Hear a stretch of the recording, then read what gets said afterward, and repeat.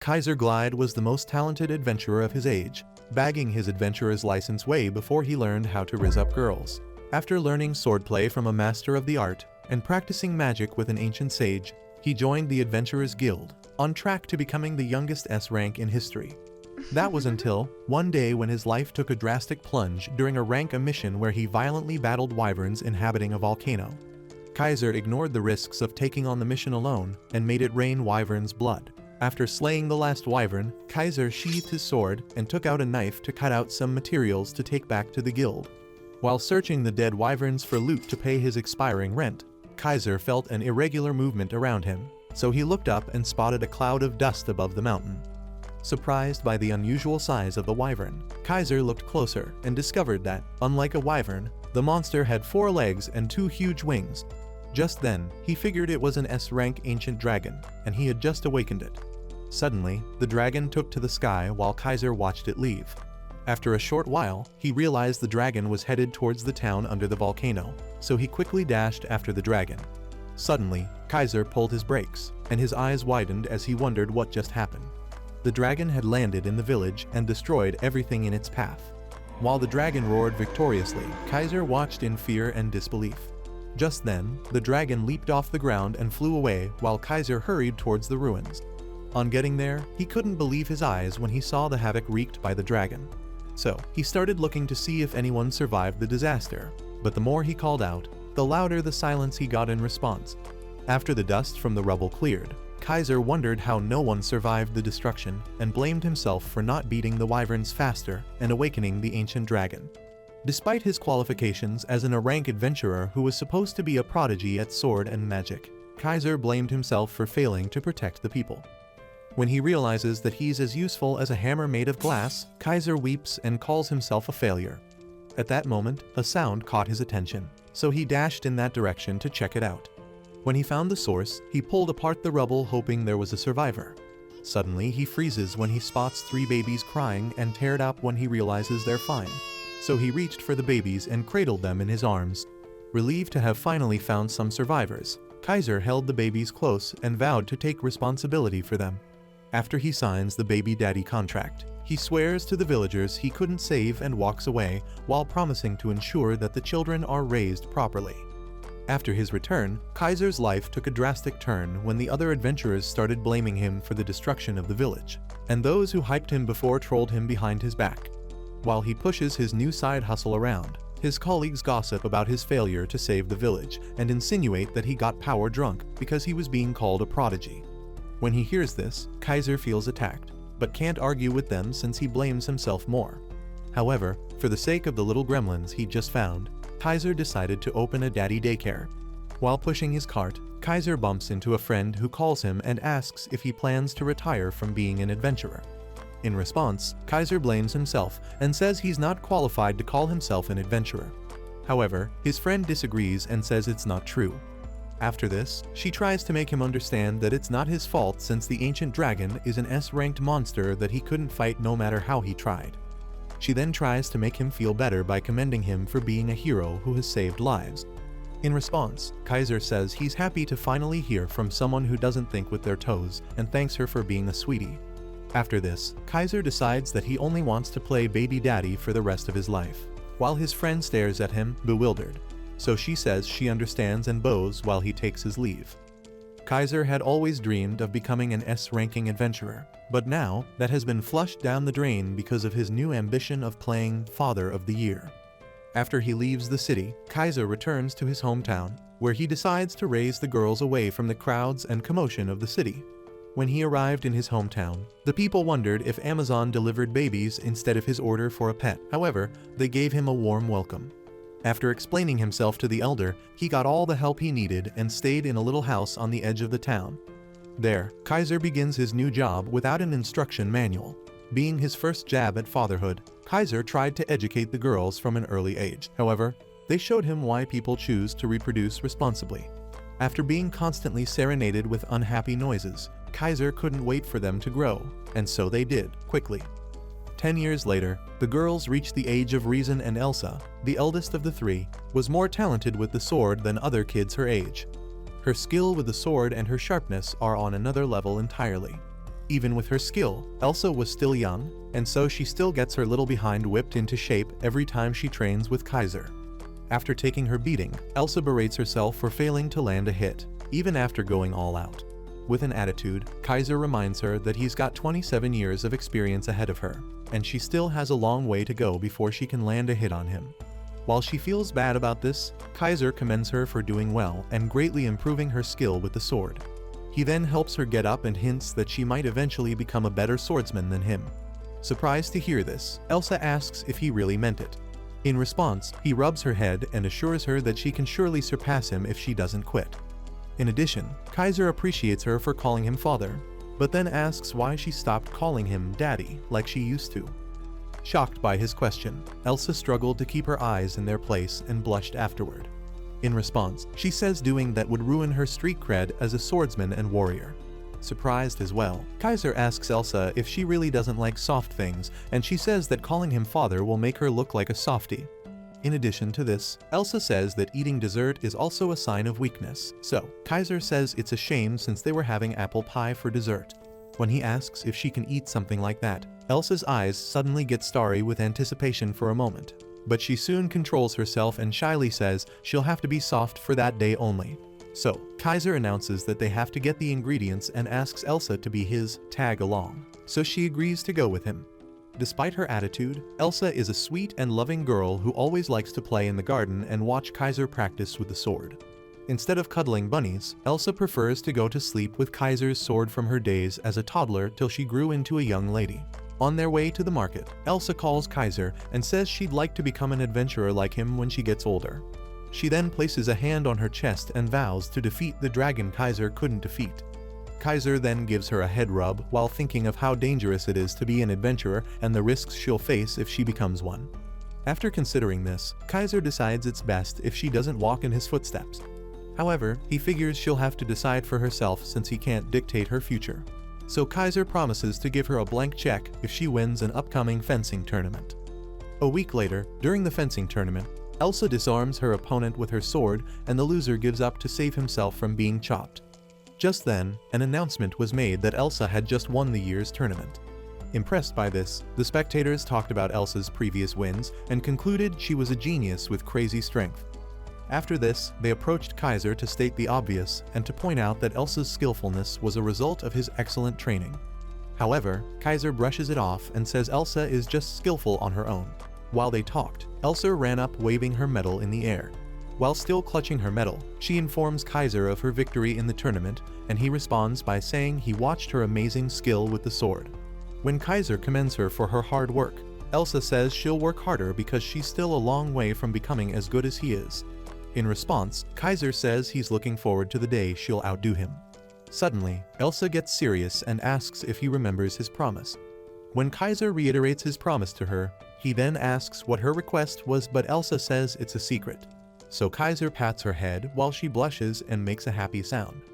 To celebrate Elsa's victory, Kaiser decides to make her favorite for dinner. In addition to this, he says she can have more than one plate because it's a celebration. Happy to hear this, Elsa freaks out and says she'd like to have a tournament every day, so she could eat rabbit stew every day. When Kaiser hears this, he says no one would want to go up against her if that ever happens. Suddenly, someone called for help and exclaimed that a monster appeared in the village. Sensing the urgency, Kaiser looks around and finds out where the voice came from, so he tells Elsa to stay put and keep quiet. However, Elsa refuses and decides to go with him. While Kaiser wonders what got into her, Elsa explains that she can fight alongside him since she's now a tournament champion, so Kaiser agrees to this and tells her to stay behind him. As they both dash toward the scene, they spot the beast about to mangle someone, so Kaiser tells Elsa to rescue the victim while he takes care of the beast. Suddenly, the beast gets interested in Elsa and charges towards her. Surprised by the size and fearsome look of the beast, Elsa froze with her sword. Just then, Kaiser senses that Elsa is being overwhelmed, so while the beast dashes towards Elsa, he takes off and grabs the beast by its horns. Unfortunately, the beast stabs Kaiser in his abdomen while Elsa screams. Kaiser then tells her to get behind him while he deals with the monster. To keep Elsa from getting hurt, Kaiser suddenly raises the beast while Elsa watches and crashes it into the ground. Immediately after this, he finishes off the beast with his bare hands and walks away from its body like John Wick after blowing stuff up. He then asks Elsa if she's hurt, but she is focused on his wounds, so she apologizes for thinking a fencing tournament medal is all it takes to be Kratos. In response, Kaiser tells her not to worry and rubs her head. After this, he adds that the first fight is always the hardest and tells her that she'll have to gain experience and improve little by little. With teary eyes, Elsa asks if Kaiser is afraid of monsters, and he says they scare him since some of them are more terrifying than he could ever imagine. However, he says he must fight to protect those who are important to him, and that gives him the strength to not be afraid. In response, Elsa says she's got people to protect too, so Kaiser advises her to dedicate her sword to such people. Just then, Elsa wipes off her tears and agrees with Kaiser, who then suggests that they should get some dinner. As they prepare to leave, Kaiser thinks her defeat will serve as an experience for the future, which will push her to get stronger than she is. Meanwhile, Anna sips from a cup of tea while worrying that Kaiser and Elsa are running late since the fencing tournament should have ended. Knowing Elsa for who she is, Anna thinks she must have won quickly and wonders if something happened to them. However, she stretches and concludes they'll be fine as long as they're together. Just then, Anna gets up and heads out to check up on the mine. Back in the town, when Kaiser completes his shopping and checks through his cart to ensure he's got everything he needs, Giselle commends him for taking out the monster and refuses to take his payment for the food items he got. In response, Kaiser tells Giselle that he wants to repay him for taking care of his house while he is away. Giselle then says Kaiser has always been a man with a strong sense of duty, especially with his work as a guardian in the village. Because of this, there have been fewer demon attacks, and the harvest is likely going to be bigger than they've ever had. While he listens, Giselle says he heard that Kaiser now runs swordsmanship classes for the kids. When Kaiser confirms this, Giselle points out that it's a good idea, just in case something happens. After this, Kaiser says he has no choice since the kids won't stop coming to his house to ask him to teach them. Giselle then recalls that Kaiser bagged himself a flawless victory when he first participated in the fencing tournament and got banned from subsequent tournaments for putting his opponents in crutches or wheelchairs. Giselle then adds that, unlike Kaiser, he would strain his back if he tried to carry the ingredients, despite having strong arms. When Giselle says he wouldn't expect any less from a former rank adventurer, Kaiser brushes it off and says he's now retired. Surprised by his response, Giselle says he's never heard of adventurers having such a system. He then adds that Kaiser would be welcomed with open arms and could easily become an adventurer again if he were to return to the capital. However, Kaiser reveals that he has no intention of doing that since he has enough estrogen in his house to start a skincare empire. Just then, Giselle gets serious and asks if he's told the girls the truth. Confused, Kaiser asks what he means, and Giselle explains that he means the truth about him not being their father. Just then, Kaiser says he's not told them yet, but he plans to tell them when the time comes. Giselle then tells him to think of how shocked the girls will be if they find out that he's not their real father. While Kaiser processes this, Giselle then chips in that it's also a form of kindness to hide the truth. After this, Kaiser agrees with him and changes the conversation by asking if he renovated the interior of the bar. In response, Giselle says that he changed it after Anna advised him to do so. He then adds that he did everything she recommended, and as a result, there have been more customers in the bar than ever before. Furthermore, she also notified Giselle that he was buying his ingredients above the market price, so she negotiated with the vendor. Giselle then says he's awestruck by how the conversation went without either of them getting angry at each other. Just then, he explains that Anna will be exceptionally talented in the future and he must get on her good side while he can. Hearing this, Kaiser points out that Giselle loves money as much as ever. While they enjoyed their conversation, Elsa showed up and called Kaiser. So Kaiser apologizes for keeping her waiting. However, Elsa tells him not to worry since she'd been busy training with her sword while waiting. So, Kaiser tells Giselle to let him know if he needs any help and Giselle sends his regards to Anna. Shortly after this, while they head back home, Kaiser asks Elsa if she met her quota for the day and she says she did. She then reveals that she's thinking about increasing her amount of training since she's been finishing by noon. However, Kaiser tells her not to overdo it since rest is important at times too, as stated by recent studies. While they talked, they spotted someone running towards them. When the scared guy gets closer, Kaiser discovers it is Camel and wonders if a monster is chasing him. Just then, Anna shows up after him and calls out to Kaiser to restrain Camel. Meanwhile, Camel bolsters up for a fight and tells Kaiser to get out of his way. However, Kaiser refuses and says he can't deny his daughter's request. so Camel tries to run past Kaiser, who then hits his leg and makes him crash land on his back. When Anna catches up to them, Kaiser asks her why Camel is running away. In response, Anna says that she decided to punish him a little bit for drinking and skipping in the middle of work.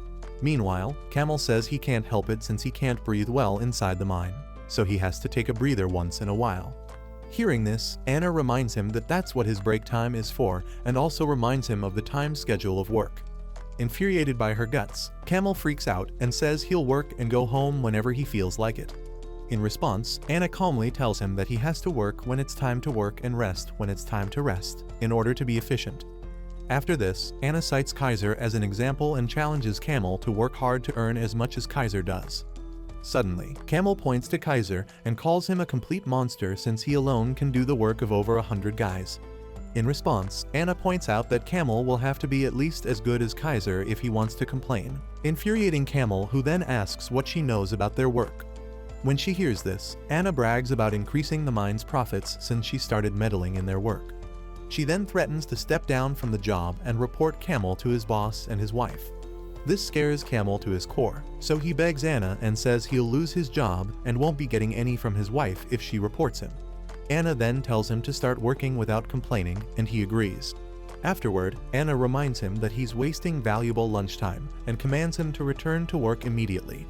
While Camel hurriedly returns to the mine, Anna wonders how, unlike Kaiser, some adults grow up but retain their baby brain. While she grabs her aching head from the stress of dealing with the child trapped in an adult's body, Kaiser points out that she must be having it rough every day since she's supervising the mine and helping with the repair of the damages caused in the village by the last typhoon.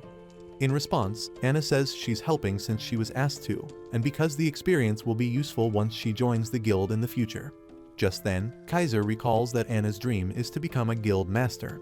Meanwhile, Anna insinuates that Elsa is only good at swinging swords and nothing else, so she'll have to manage everything for her. However, Elsa disagrees and says she can do other things besides swinging her sword. Just then, Anna gets in Elsa's face and pokes her nose while asking her questions about how much she needs to live every month. Just then, Elsa tries to calculate it, but discovers that maths is a foreign language she can't speak, so she cringes and gives up. Elsa then sighed in disappointment and resumed her discussion about her ambition to help adventurers like Kaiser as a guild master. Hearing this, Kaiser rubs Anna's head and tells her she can do it, making her blush. Anna then asks if Elsa and Kaiser are on their way home. In response, Kaiser says they are, and announces that he's thinking of making apple pie for dessert since they're having a celebration dinner for Elsa. When Anna hears this, she gets moist with excitement and asks if Kaiser will be the one making it. When Kaiser confirms this, Anna decides to go home with them, but Kaiser asks if she won't get into trouble for leaving work.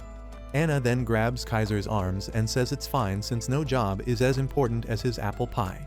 Pissed off by this, Elsa calls out Anna and calls her a cheat, but Anna invites Elsa to join them, so they both grabbed Kaiser's arms as they went home. Meanwhile, Kaiser wonders if they're old enough to be told the truth. On their way, some fish seller spots Anna and Kaiser and offers to give them a fish. While Kaiser wonders what they did to deserve the gift, the man explains that it's a token of appreciation for Anna's help with adjusting his expenses. While the man thanks Kaiser, he stares at the fish and wonders how a young girl could have this much influence in her surroundings. After getting more gifts from other people, Kaiser goes home carrying crates of food items stacked on each other. While his daughters discussed how many gifts they got, Kaiser decided he'd have to go over their menus again for the week. When they arrived home, they were surprised to see Meryl's boots in the house. Just then, Kaiser opens her room door and finds her still in bed. He then tells her that it's evening already, while Anna cringes wondering how her sister can be that lazy. So Kaiser grabs her shoulder and shakes her to wake up. However, Meryl requests 5 more minutes to sleep. Having had enough, Kaiser declines her request and shakes her till she wakes up. Just then she says she'll get up in exchange for a peck on her cheeks since princesses wake up after they receive a peck from their prince. Pissed by this, Elsa screams at Meryl, telling her to stop bothering Kaiser since the only throne she's ever getting is the one in the bathroom. Meryl suddenly grabs Elsa's clenched fists and calls her a butt-clenched martinet and then tells Kaiser to hurry up with the peck. So Kaiser pecks Meryl on her cheek while she blushes and goes haywire. When she gets up, she comments that Kaiser was a very good kisser, making the poor loner drip on his forehead. Just then, Meryl suggests that Elsa ask for a kiss too. However, her heart skips a beat, and she suddenly glows like a hot sauce bottle. In response, Elsa freaks out and tells Meryl to stop saying such since a swordsman doesn't need things like kisses. Facing Kaiser, Meryl raises her hands and asks him to change her out of her pajamas. Just then Kaiser discovers she's wearing his shirt and points out that Meryl wants to be spoiled too much. When she says it's because she loves Kaiser a lot, Anna asks her if she doesn't have class at the magic school. Meryl then laughs, saying she skipped the class. However, Anna reminds her that the tuition isn't for free. In response, Meryl says it's always a snooze fest at school since it's a class of dummies. Just then, she opens her palms and creates ice while announcing that she's already better than her magic teacher at school. Surprised by this, Kaiser explains that ice magic is a technical application of water magic and asks her where she learned to use it. Meryl then explains that she's been experimenting with the water magic she learned from Kaiser. While flaunting her ice magic, Meryl says she'd prefer to learn from Kaiser while flirting with him than to go to class. Annoyed by this, Anna explains that Kaiser can't spend the entire day looking after her since he's busy with his own stuff. So she tells Meryl to go to class like everyone does. However, Meryl refuses and insists she'd like to stay home and flirt with her Kaiser. Suddenly, Anna gets pissed and yanks Meryl by her ears. When Meryl screams out in pain, Anna asks if she'll go to school properly and Meryl promises to do so. Facing Kaiser, Anna tells him not to worry since she'll make sure that Meryl goes to school responsibly. After this, Anna suggests that they make dinner and Murray asks what they're having for dinner. In response, Kaiser reveals they're having rabbit stew to celebrate Elsa's victory. When Meryl asks if there'll be dessert, Kaiser says they'll be having apple pie. On hearing this, Meryl dances in excitement and says Kaiser's apple pies are the best in the world. Meanwhile, Anna, who is so done with her drama size and says bad students who skip school don't get dessert. Suddenly, Meryl breaks down in tears and begs not to be left out of the dessert plan, while promising to do as she's told. A few days later, someone approaches Kaiser where he worked and announces that his shift is done for the day. Surprised at how fast time flies, Kaiser decides he'll go take a break, so he walks away and takes a seat. Just then, he realizes that it'll be harvest time soon, the time of the year when monsters come after their crops. He recalls the last demon attack and figures the demon must have come looking for crops to loot too. Then Kaiser considers the strength of the village and concludes the village people were no match against a strong monster like that, even though they knew their way around with a sword. However, since he's taken up the role of guardian, Kaiser has been able to fend off all the monsters and has taken other measures to protect the village. Suddenly, Kaiser's eyes were covered and someone asked him to guess who it was. In response, Kaiser says he's got no clues and asks for a hint. So Meryl says it's someone who loves him. However, Kaiser couldn't tell since there are lots of people who love him. After several hints, Kaiser still couldn't tell who it was, so Meryl introduced herself as the genius magician who loved him the most in the world. Just then, Kaiser takes off her hands and says it must be Meryl. Looking at the excited Meryl, Kaiser asks why she looks happy, and she says it's because it's fun to flirt with him. Kaiser then asked why she was out of school since it was still class time. He then asks if she's skipping classes again, but Meryl makes a goofy face and weird sounds. Kaiser then reminds her of her promise to go to school properly. After this, he adds that he also received a complaint from her teacher. Meryl's teacher had reported that she just sleeps and never listens at all during class. Furthermore, she only uses magic that wasn't taught during practice lessons and also defeats her teacher after challenging him. In her defense, Meryl says she decided to show him who's stronger because the teacher kept nagging. Just then, Meryl smiles and commends herself for beating her teacher badly. When she asks Kaiser to praise her, he tells her he can't praise her for something like that, surprising Meryl. After commending her skills, Kaiser tells her that the purpose of magic is not to hurt people, but rather to improve their lives. While Meryl feels dejected, Kaiser continues his speech, but gets interrupted by a colleague who then asks if he's returning home from work. When Kaiser says he's headed home, his colleague points out that the year's harvest is going to be the biggest they've ever had since the demons have not been able to harm the crops. In addition to this, his colleague points to the magical fence Kaiser built and says it has been quite helpful. Meanwhile, Meryl wonders what that means while staring curiously. Sensing this, Kaiser explains that the fence is reinforced with lightning magic to hit monsters with jolts of electricity if they try to attack the crops. Just then, Kaiser's colleague chips in that it's a great invention and adds that nothing feels as good as watching an annoying monster turn its tail and run away from the fence. After this, Kaiser's colleague promises to give him some crops once the harvest is done. Facing Meryl, he tells her to make sure she eats the vegetables and grows big. When Kaiser's colleague takes his leave, Kaiser tries to remember what he was saying and Meryl says she understands what he was trying to say. She then asks if Kaiser will praise her if she uses her magic to help people. When Kaiser says he will, Meryl lights up and decides to work hard to earn his praises. Just then, Kaiser helps Meryl up and thinks of how better the world will be if Meryl studies how to use her magic for the people. Meanwhile, Elsa and Anna sit at the table, trying to decide what to get Kaiser for his birthday. After a while, Elsa points out that it'll be a problem since Kaiser never talks about the things he likes. Anna then agrees with her since their father is neither a drinker nor a collector of things. Just then, Elsa suggests that they ask some of his friends for ideas. However, Anna says she already tried that but got nothing from it. Elsa then points out that they can't ask him and Anna adds that she'd like to keep it a surprise if possible. Just then, Elsa suggests that they try to cook something for him, but Anna says she thinks it's better if it's something he can keep, so they decided to get him an accessory since it's the safer choice. However, they put their money on the table and figured their savings wouldn't save them at this point. So while they try to figure out what to do, the door opens and Meryl announces that they're home. Meanwhile, Kaiser stares at the coins on the table and asks if they are up to something. In response, Elsa says she and Anna were just saving money. Hearing this, Kaiser tells them to let him know if they need anything. To divert Kaiser's attention, Anna points out that Meryl should be in school and asks why she's at home. Suddenly, Meryl loses her composure when Anna gets close to her. She then says she's got a good reason for being at home.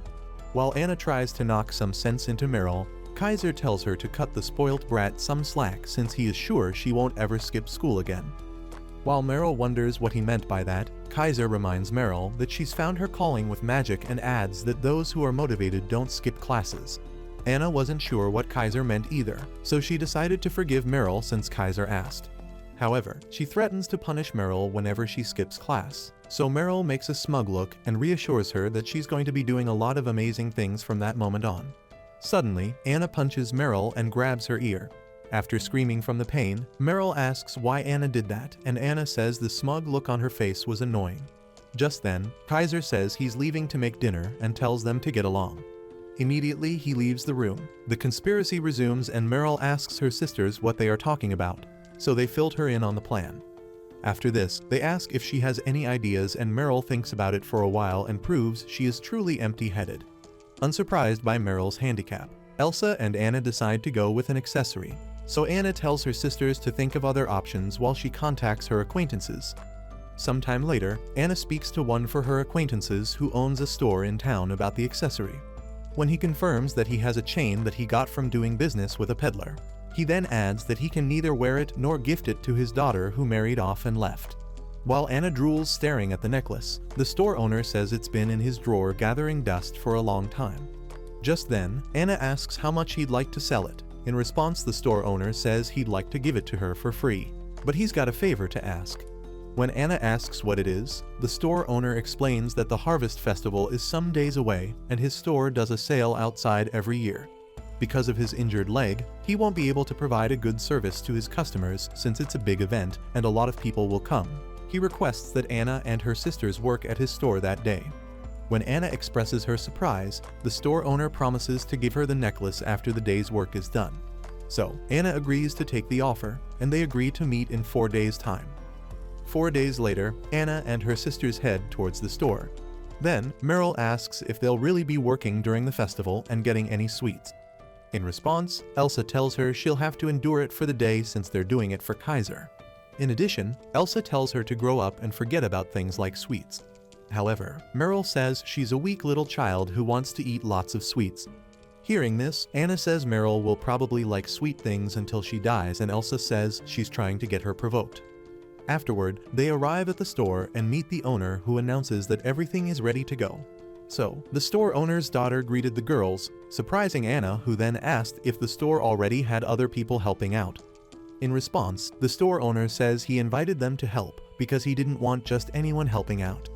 He then adds that they were beautiful girls who would definitely attract customers, unlike his daughter who wasn't cut out for the job. Pissed by his comment, the man's daughter slams her hand on the table and apologizes to the girls for her dad's selfish request. In response, Anna says it's okay since the work will also be a useful experience for them. So the girl invites them into the store and announces that there's something she'd like them to wear. A few moments later, the three sisters were dressed like salesgirls and the man's daughter got excited when she saw them. Just then, she says they are outfits she wore during the past festivals and they looked good on the sisters. After this, the store owner announces that he's going to open the store for the start of the festival, so he tells the sisters to wait outside the store. Meanwhile, as the festival progresses with many people moving around, Kaiser patrols the town and wonders why there are so many people at the festival this year. Just then he figures it must be because it's the biggest harvest the town has ever had. Suddenly, he spots a crowd and wonders what's going on at the store, so he moves closer to check it out. Right in front of the crowd, Kaiser's daughters marketed the storeman's goods, making Kaiser wonder why his daughters were working as salespeople. Suddenly, Meryl spots Kaiser from the crowd and welcomes him. Meanwhile, Anna says she thought he was in charge of the village security for the year's festival. After Kaiser confirms this, he asks why they were working as salespeople and Meryl almost lets out the secret. But Elsa is quick to shut up her loose mouth. Elsa then says they just wanted to see how it felt to sell things for a change. The store owner then spots Kaiser and apologizes for borrowing his daughters for a bit. In response, Kaiser thanked the girls for their hard work and asked the store owner if the girls didn't bother him too much. The store owner then explained that his own daughter was helping him out, but he was worried about how the sales would turn out. Just then, the store owner's daughter walks in and asks Kaiser about his daughter's new looks. So Kaiser responds by saying the outfit suits them well, making them blush. After this, the store owner tells the girls to go enjoy the festival for a bit since things have calmed down a bit at the store. Just then, Meryl went hyper and said she was starving after a long day of work. Hearing this, Elsa points out that she just grabbed something to eat from a nearby store. However, Anna excuses her by saying Meryl's attention-grabbing skill helped them get so many customers. Facing his daughters, Kaiser announces that he'll buy anything they want since they worked so hard. But Anna asks if he doesn't have to go back to work. In response, Kaiser says he was just taking a walk around the festival to check on how it was doing. Just then, they bid the store owner farewell as they all leave to go enjoy the festival.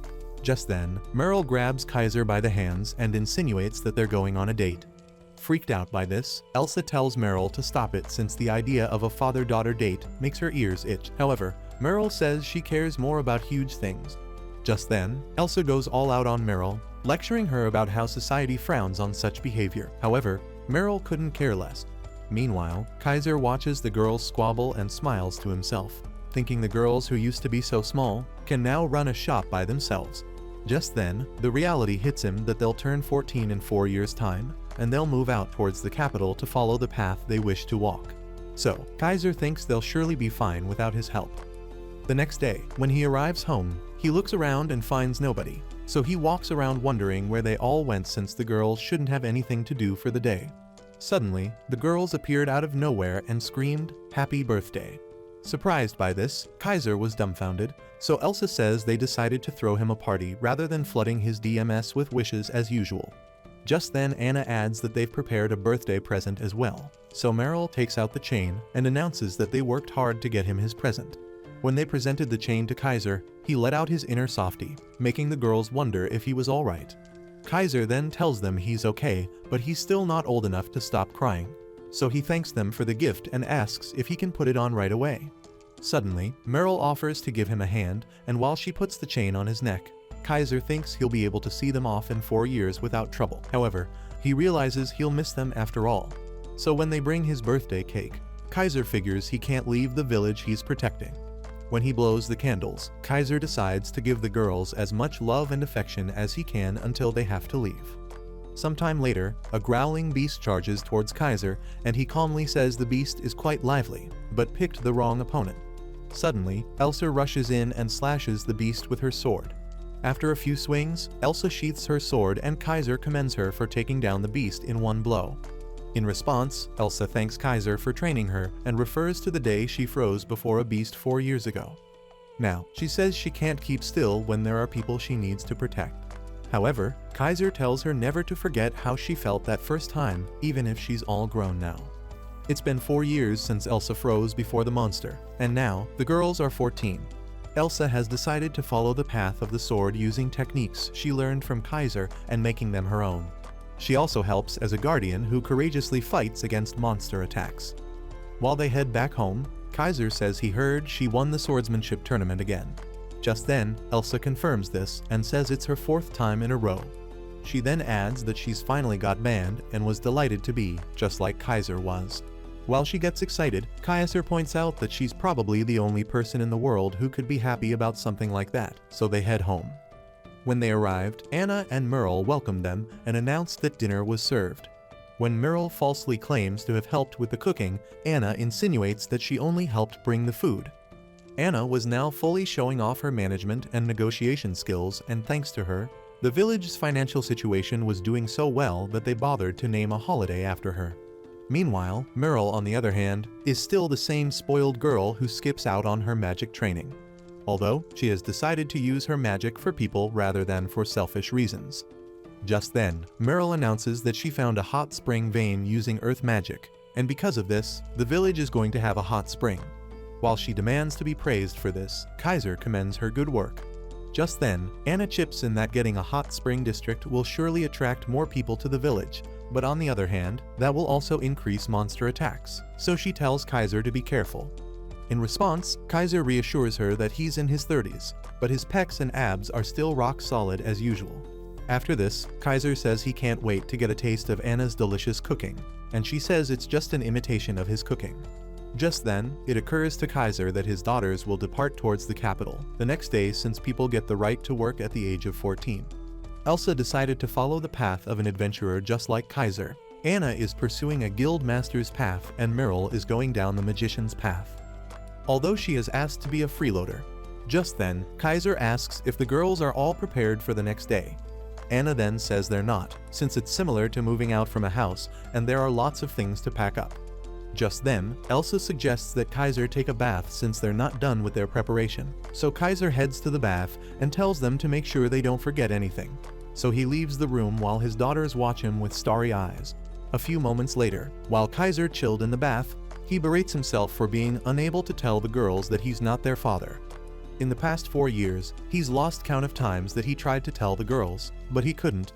While he wonders what kind of people their true parents must be, the door suddenly opens and he lifts the towel on his face to see who it is.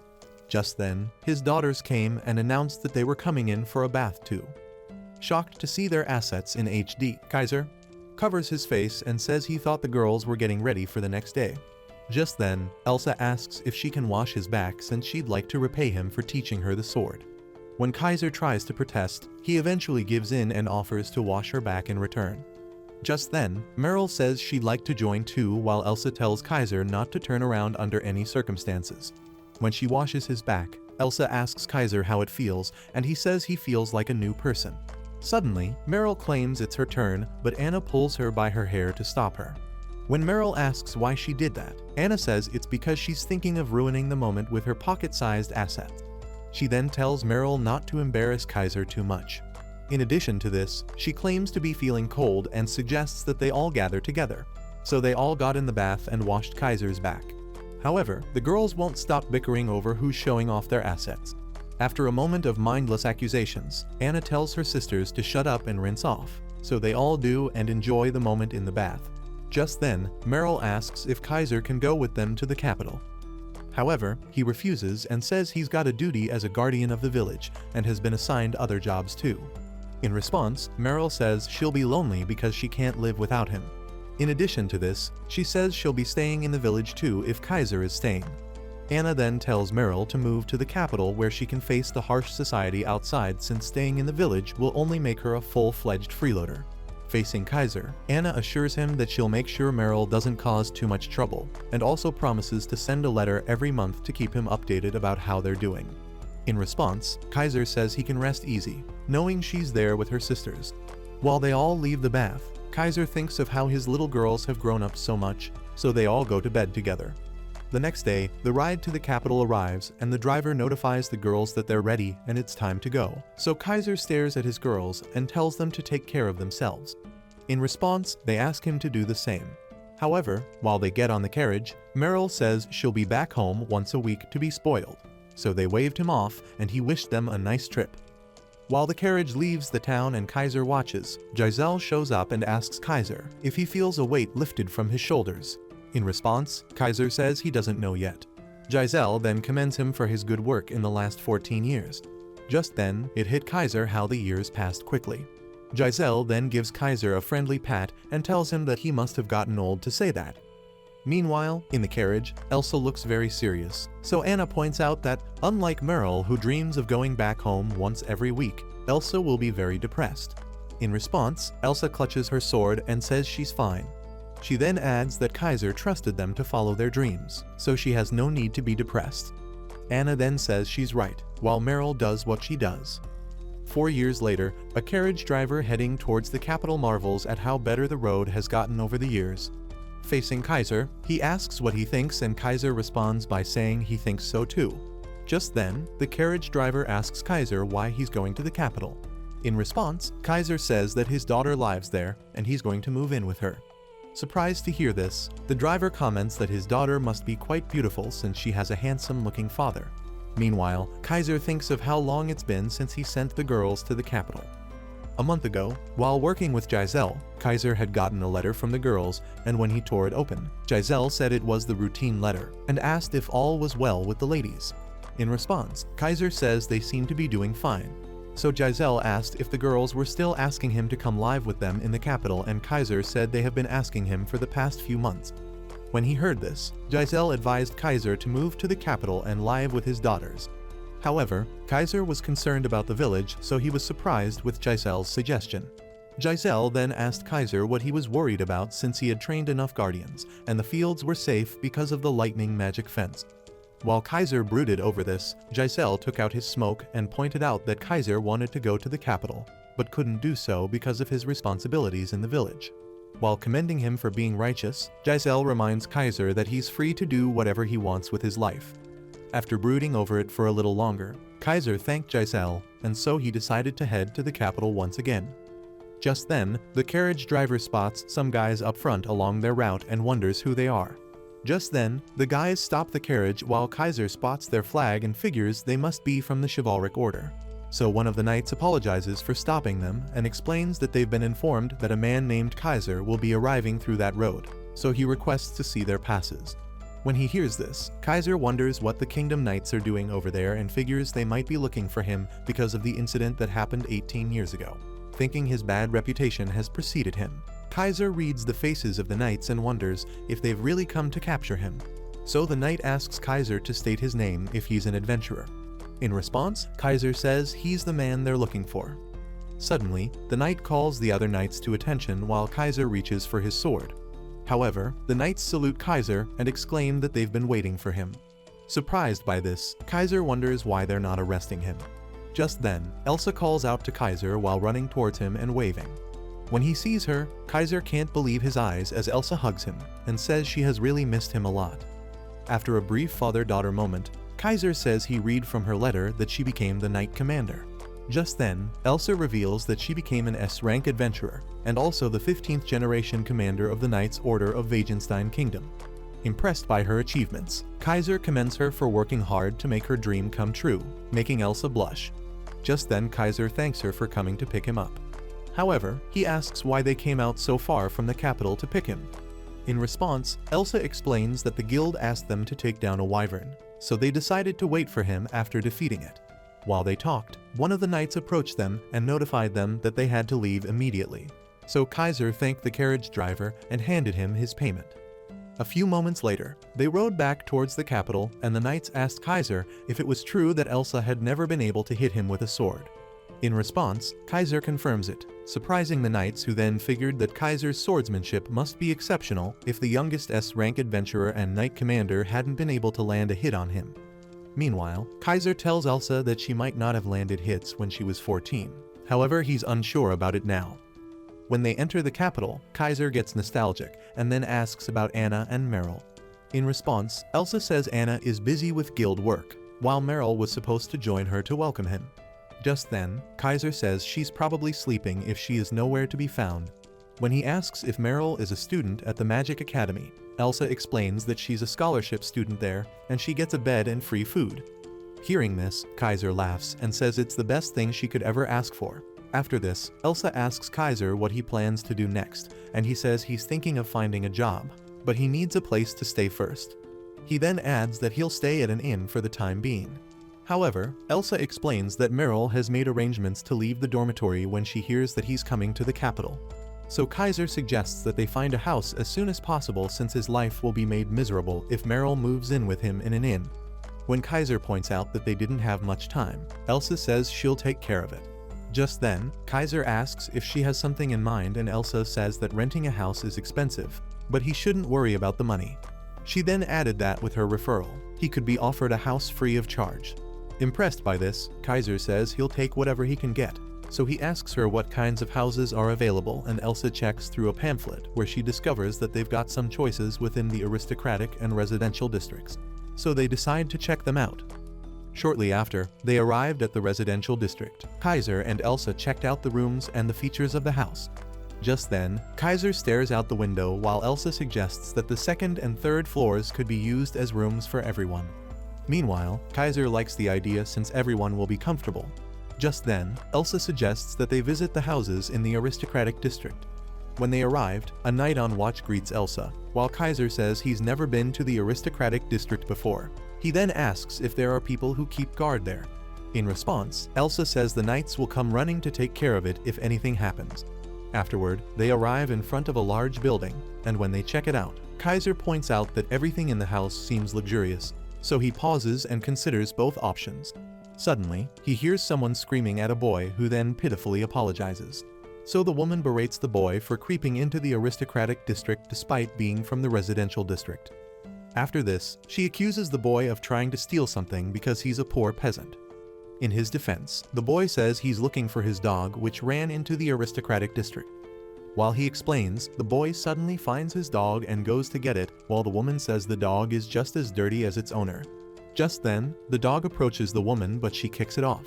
So the boy asks why she did that, and she responds saying such a filthy creature shouldn't come close to her since the aristocratic district isn't meant for peasants. Suddenly, the woman calls on the knights to get rid of the peasants. After this, she spots Elsa and is struck. She then asks why Elsa is in her neighborhood, so Elsa explains that she and her father are looking for a house to live in. Facing Kaiser, the woman compliments his looks, but Kaiser gives a vague response. He then reveals that they've checked both houses in the aristocratic district and the residential district, and he's trying to decide on where to live. The woman then says that people like Elsa don't deserve to live with the peasants. In addition to this, she says they'll be neighbors if Kaiser decides to live in the aristocratic district. To spite her, Kaiser says he has decided to live in the residential district. So the woman asks why and Kaiser says she might be excited about being neighbors, but the thought of living in the same area as her disgusts him to no end. Kaiser then teaches her that decency can't be bought with money. After they leave, Kaiser apologizes to Elsa for going off like an unmanned rifle and deciding abruptly without consulting her. In response, Elsa says it's okay since she felt the same way he did, so they decide to go back to the residential district. Meanwhile, Meryl puts up a magic performance somewhere in the city and the people marvel at her tricks. So Kaiser and Elsa explored the city and found a small crowd gathered. So they wondered what was going on there and moved closer to see why the crowd seemed so excited. Just then, Kaiser spots Meryl on stage, presenting her last trick. Suddenly, she pulled off a trick and the crowd went haywire watching her juggling many balls. After the show, Meryl holds out a bag and tells the crowd to tip her if they want to. While Kaiser and Elsa cringe at the sight of their relative groveling for handouts, Meryl shamelessly celebrates her side hustle. Just then, Kaiser calls Meryl and Elsa points out that she's finally awake.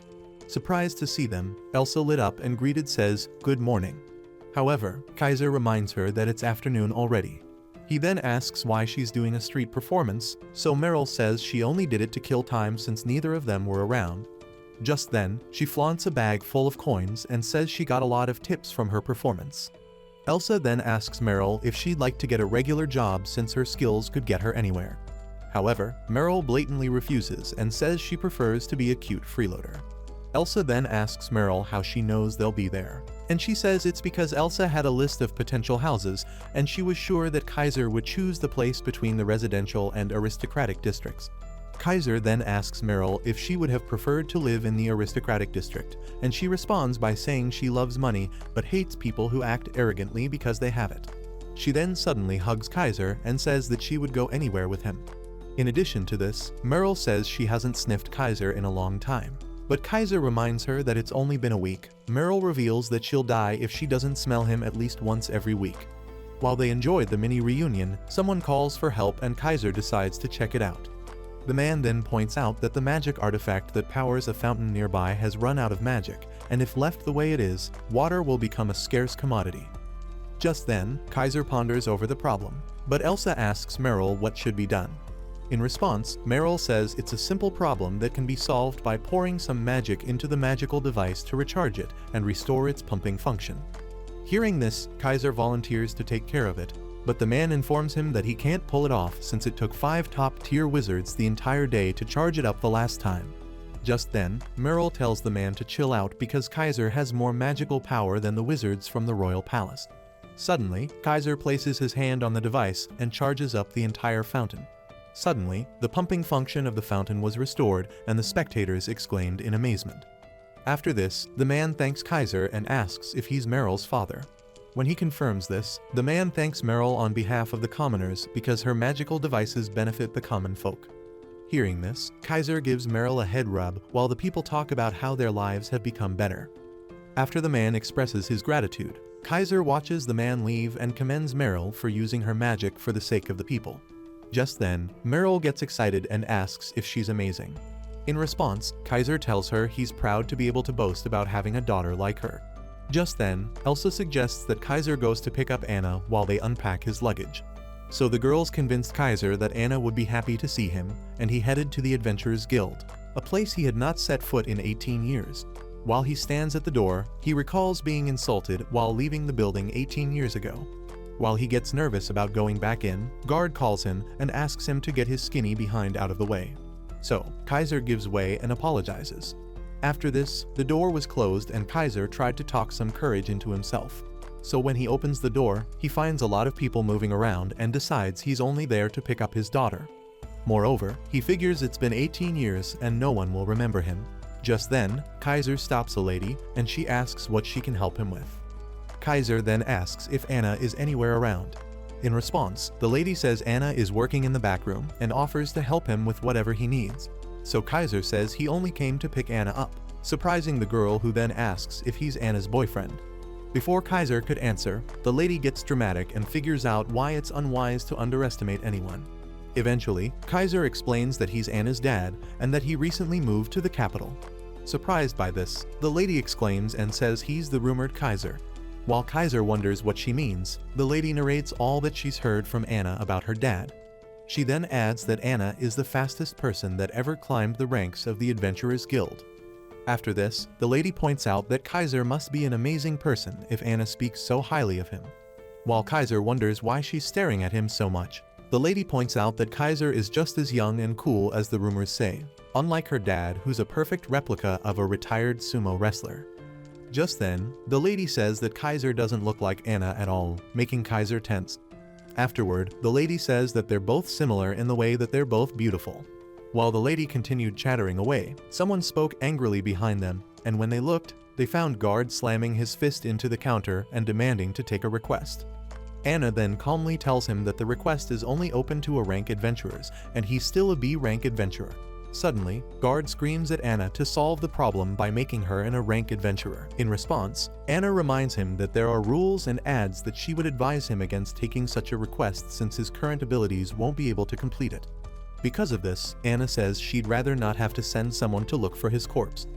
This infuriates guard, who then gets in Anna's face, screaming and asking if she takes him for a fool. Exhausted, Anna says it's always the weak ones who don't know their true strength who cry to her over things like that. Just then, she looks over her shoulder and spots Kaiser. With a half smile, Anna makes a proposition for Guard to arm wrestle Kaiser, and offers to give him the request if he wins.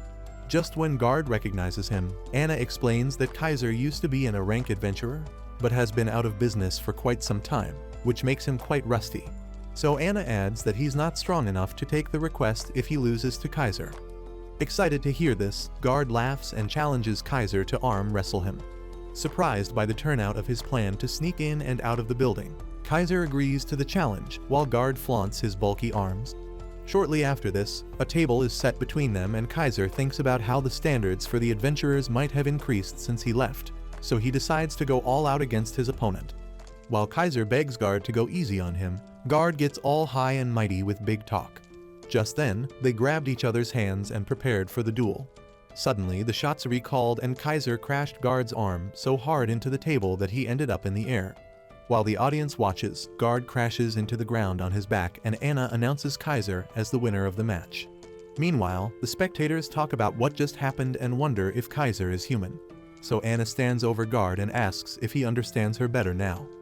Later, while they head home, Anna thanks Kaiser for saving her back at the guild. In response, Kaiser asks what she would have done if he had lost the match. Anna then confidently says there's no way he could lose. Surprised by this, Kaiser asks if she's speaking as a guild master or as his daughter. In response, Anna laughs and says it's both. Afterward, Elsa and Meryl were pissed as they welcomed Kaiser and Anna back home. Meanwhile, Anna holds on to Kaiser's arm and smiles while announcing their arrival. Suddenly, sparks and lightning fly around the room as Elsa and Meryl berate Anna for holding hands with Kaiser. After stating all the reasons why it's wrong for them to hold hands, Anna calls their BS and tells them it's totally normal for parents to hold hands with their daughters. In addition to this, Anna points out that her sisters both lack common sense, so it's expected of them to act that way. After making her point, Elsa clenches her fist and says she won't be left out of the bonding experience, since she's been waiting for 4 years. So Murray stares blankly, feeling left behind, and suddenly rushes to hug Kaiser while sniffing him all over. Just then, Anna says she's just joking and calls her sisters cultured for taking advantage of the situation to make their textures known. Suddenly, Elsa withdraws herself and apologizes to Kaiser, who stood there like an antique street light. Just then, Elsa accuses Anna of doing it first, but Anna says she sees Kaiser as a proper man and asks if it's not normal to hold hands with a man like that. While Elsa freaks out, Kaiser suggests that Anna stops teasing her sister. In response, Anna apologizes while Meryl clings tightly to Kaiser. Anna then says she meant what she said, but when Kaiser asks if she's saying something, Anna says it's nothing and suggests that they have dinner. Suddenly, Meryl says her stomach is growling and Kaiser announces that he's going to prepare dinner. When Meryl asks what's for dinner, Kaiser says it's rabbit stew. He then tells the girls to go change while he makes dinner. A few moments later, Kaiser chops the ingredients and cooks the dinner. Just when the meal gets ready, Kaiser announces that it's ready, so the girls show up and fawn over Kaiser's cooking. After this, they bless the food and dig in while freaking out about how delicious it tastes. Just then, Elsa commends Kaiser's cooking skills and says she can never be satisfied with anyone else's cooking. Just then, Anna chips in that she might just end up being useless if she comes home to Kaiser's meals every day. Not wanting to be left out, Meryl says she's always been useless and doesn't mind keeping it that way. While his girls commend him on being able to do everything, Kaiser says it's not true. So he says Elsa is a knight commander who has leadership skills and can command a group. Anna is a guild master who can control and rule over organizations, and Meryl is a magical device inventor who has enriched people's lives by leading a technological revolution which will change the course of history. In addition to this, Kaiser says he can't do all that, but he's a father who loves his daughters. Hearing this, Anna points out that Kaiser is acting like usual and Elsa asks if Kaiser has any connections to help look for a job. In response, Kaiser says he didn't make many connections when he was young since he dedicated his time to being an adventurer, so he says he's fine with doing any kind of work. Just then, Elsa announces that everyone in the Knight's Order wants him to be their instructor. Appalled, Kaiser asks why they would want him of all people, and Anna says it's pretty obvious since they'd want to become a great swordsman like him. She then adds that Elsa talks about how he taught her everything she knows about the sword, so it's normal for them to want him as their instructor. Elsa then says she has received permission from the king and he can start the next day. Anna then chips in that it's really not a bad offer and assures Kaiser that he's the right person for the job. After this, Anna announces that she also wants Kaiser's help with the guild. When Kaiser asks what she means, Anna explains that the guild has been getting a lot of requests and they lack people for the high-rank missions. So she says it would be great if he could help out with the requests since he wasn't a ranked adventurer before. In response, Kaiser gives an excuse by saying he's been inactive for at least 18 years. but Anna points out that it's not a problem since he overwhelmed a B-rank adventurer at the guild. Just then, Anna says she's seen a lot of adventurers during her time at the guild, but she hasn't seen anyone skilled thank Kaiser. While Kaiser feels awkward about her comments, Anna continues to compliment him. Just then, Kaiser agrees to help her out, but Meryl fires up and demands that Kaiser does street performances with her too, since she plans to start a troupe and make tons of money from it. However, Kaiser says he doubts if that'll happen, while Anna chips in that she has to go to school and graduate before all that. Afterward, in Wagenstein Castle, Elsa gives Kaiser a tour of the castle and takes him to the barracks, which will be his new workplace. When they arrived, Elsa commanded the knights to gather around, so they greeted her. After addressing the knights to train hard, Elsa says she'd like to introduce someone who will be their instructor for the next few days. Just then, she introduces Kaiser as her father and Kaiser takes it up from there.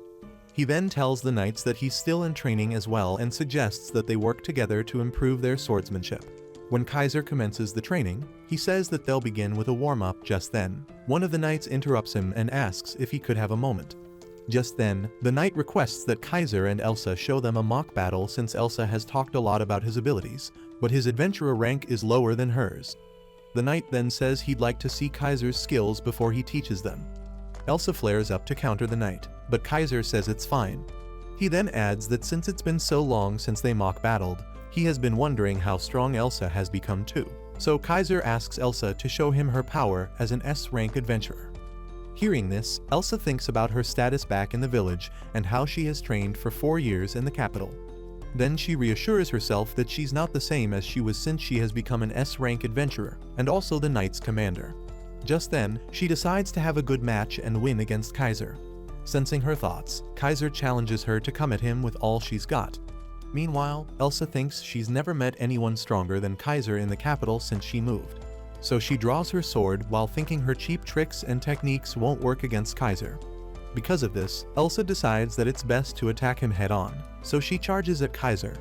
Elsa then swings her sword, but Kaiser dodges it, making her discover that Kaiser is as fast as ever. So she launches multiple attacks against him, but Kaiser blocks each of her swings, surprising Elsa that he could handle that as well. Despite this, Elsa refuses to back out, so she thrusts her sword towards Kaiser, but he dodges the attack and supports his weight with his hands before disarming Elsa with a hard kick to her hand.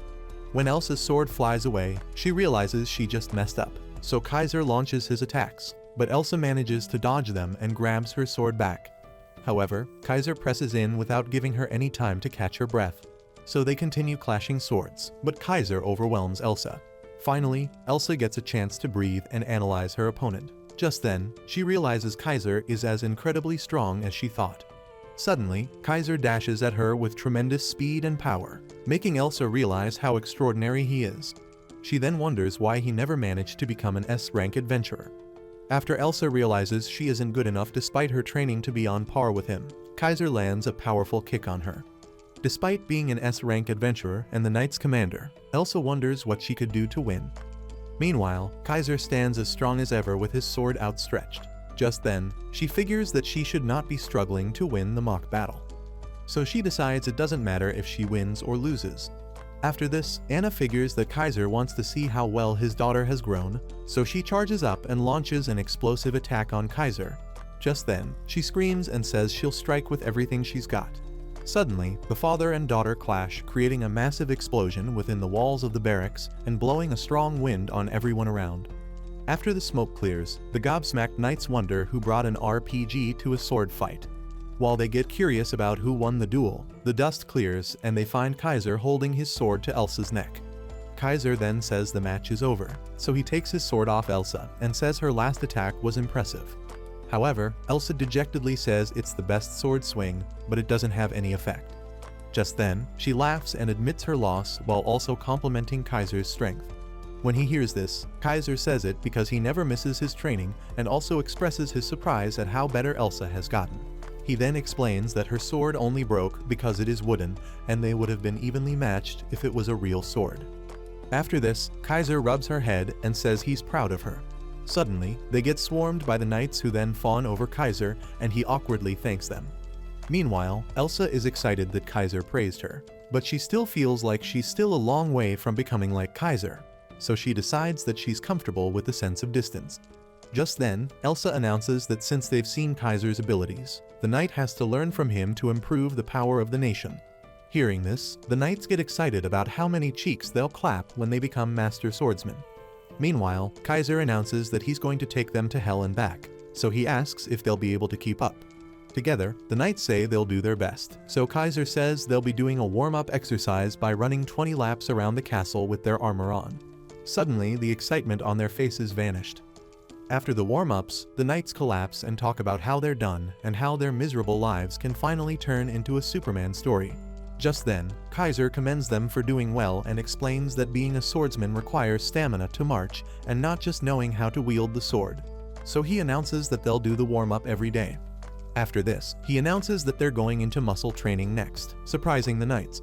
He then adds that they'll be doing 500 push-ups, sit-ups, back crunches, and sword swings. Surprised by the number, one of the knights asks if he's one digit off, and the other supports him. Just then, Elsa asks Kaiser why he's going easy on them. While the knights protest that the number is too much, Elsa reminds Kaiser that back in the village, her training was twice as strict as this. So Kaiser apologizes and makes it 1,000 swings. He then explains that he was thinking of starting out nice and easy before gradually getting the knights used to it. Freaked out by the ongoing conversation between father and daughter, the knights wonder if they just signed their death certificates. Just then, Kaiser commands the knights to get up and stop running. A few moments later, some of the knights collapsed out of exhaustion while the other could barely lift their swords. Just then, they realize that a genius isn't born but made, so they conclude the training is way too hard. Meanwhile, Kaiser tells Elsa that their normal isn't quite the same as everyone else's. In response, Elsa says she was surprised when she arrived in the city and discovered that the knight's training, which was famous for being strict, felt like a walk in the park for her. So she points out that her training with Kaiser is out of the ordinary. However, Kaiser says he doesn't think the training is that harsh. Just then, a female knight keeps up with the sword swings and Kaiser spots her. Just then, he says the girls are doing quite well, and in response, Elsa says her name is Natalie, a promising knight within the order who often asks Elsa to join her for sword practice. Impressed by this, Kaiser announces that it is time to wrap things up for the day, so he commands them to form pairs. While they pair up, Kaiser adds that they could pair with him too, but the knights are scared of him, so they decide not to get paired with him since he might kill them even while using a wooden sword. When Kaiser notices no one would team up with him, he decides to focus on teaching them. However, Natalie suddenly shows up and asks to be paired up with Kaiser. So he accepts her proposal and says he looks forward to training with her. Meanwhile, the other knights wonder if Natalie has a death wish. After they take their stands, Kaiser announces that they should get started and challenges Natalie to come at him. Just then, Natalie attacks Kaiser, and he suddenly understands why Elsa says she's got potential. While they continue to duel, Kaiser observes her stance and her eyes, so he concludes that Elsa's got some good subordinates. Suddenly, he draws out his sword thinking Natalie is worth training. However, he knocks her down with the twinkle of an eye. Kaiser then asks if she's okay. In response, Natalie says he's very strong and fighting 3 swords at once is too unfair.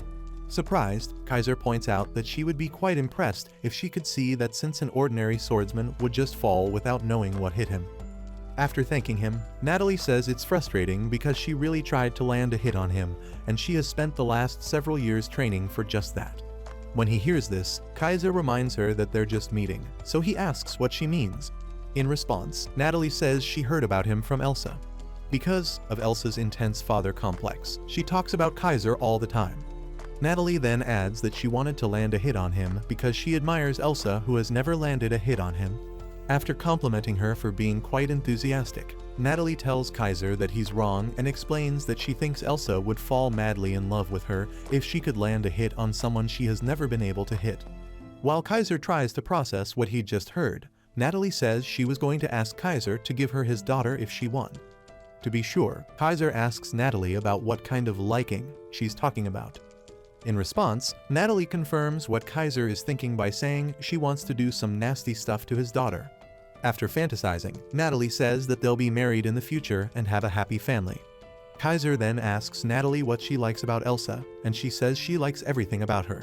So, Natalie lists everything cool about Elsa while Kaiser watches her, amazed. Suddenly, Natalie says she can't forgive Kaiser because he stole Elsa from her. While Kaiser wonders what she means by that, Natalie explains that Elsa decided to leave the dormitories because he decided to come live in the capital. Before this, they always go to the bath together, and they play around squeezing each other's oranges. Just then, Elsa walks up to Kaiser and Natalie and asks if something happened since they look like they were about to jump in each other's faces. However, Natalie denies it and Kaiser backs her up by saying they were talking about the sword. So Elsa smiles and compliments Natalie. While she leaves, in addition to this, Elsa tells Natalie to learn from Kaiser because he can teach her all sorts of things. While Natalie watches Elsa leave, she gets love-struck while Kaiser points out that Natalie is a completely different person when she talks to him. After this, Kaiser adds that he'll support Natalie behind the scenes since everyone has someone they like.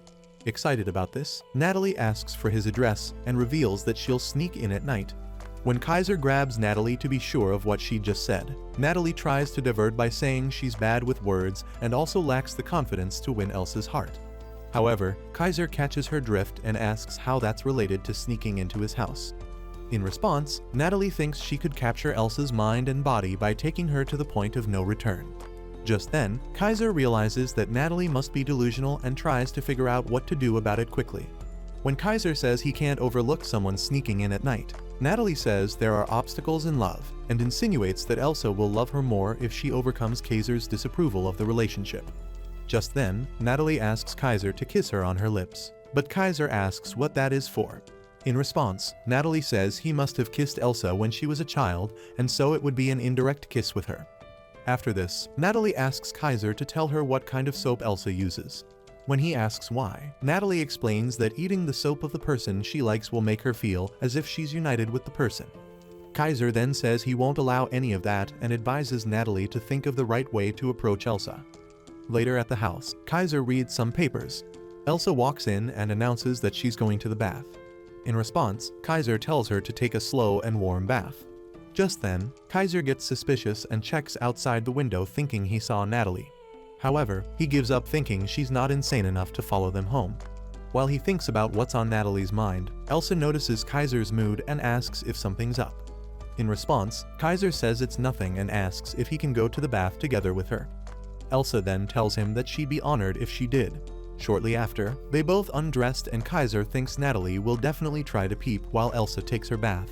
So he comes up with a plan to discourage Natalie by making her think he and Elsa always take their bath together. Shortly after this, while they took their bath, Elsa offers to wash Kaiser's back and he says she doesn't need to. However, Elsa insists and compliments his body while scrubbing his back. Just then, Kaiser senses a presence outside the window and tells Elsa to watch out. Suddenly, they both fall on the bathroom floor and Elsa grabs her milk cannons while telling Kaiser that she feels embarrassed.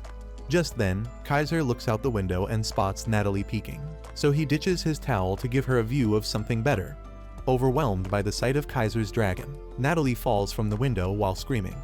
Feeling satisfied that the evil has been defeated, Kaiser turns to Elsa and asks if he's hurt. In response, Elsa tells him to cover up his junk, so Kaiser apologizes. Which of Kaiser's baddies would you clap first if you had the chance? Leave your answers in the comments to find out what happens next. Thanks for watching.